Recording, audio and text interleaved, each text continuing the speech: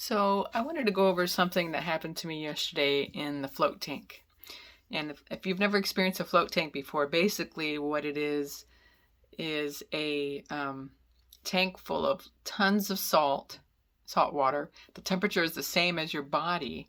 So when you get in there, the tank is nice and warm, of course. And so you just kind of lose the whole concept of having a body because you're just floating there in the tank.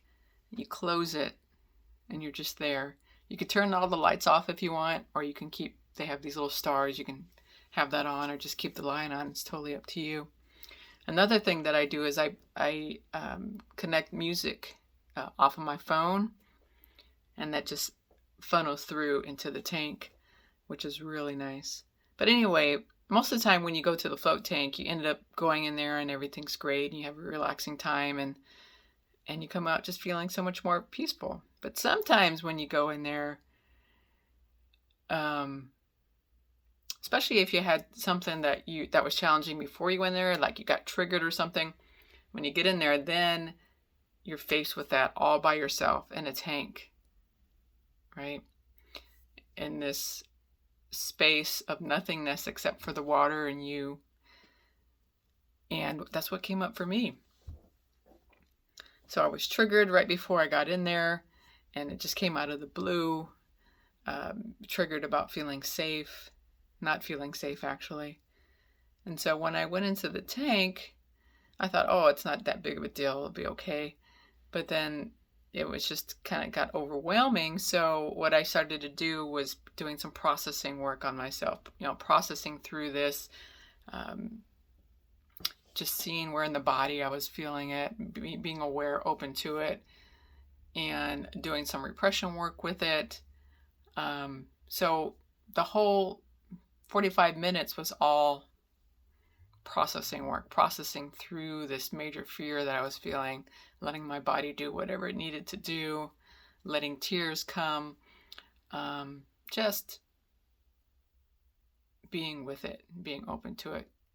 In spite of all the fear or the terror or whatever was there, I was totally vulnerable, naked in this water, all by myself, processing this old trauma that was still in my body.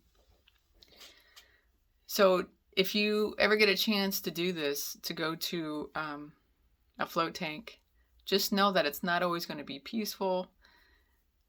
It's not always going to be like, oh, I feel so much better afterwards. And, I did feel better afterwards because I did all that processing while I was in there. So I did feel better, but it was a different type of better, right?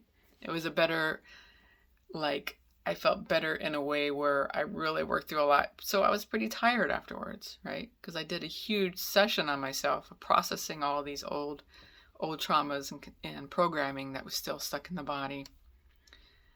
And so I just went home, I ate a little bit, drank a little bit of water, and then I just went right to sleep, just to get that rest that I so needed.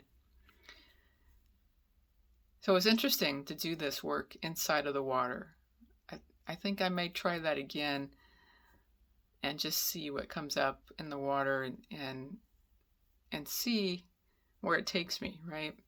Because I do this processing work on myself just at home, But to do it in a place where you're even more vulnerable, you're not in your home, you're in this tank by yourself, fully naked and vulnerable.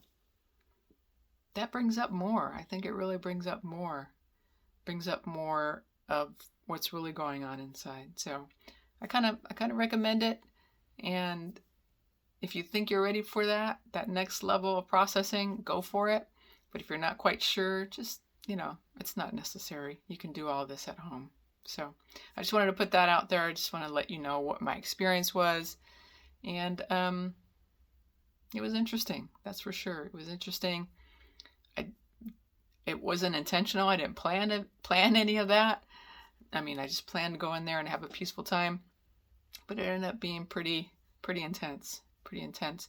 Intense, but able to release some things. So anyway, just wanted to put that out there. Take care.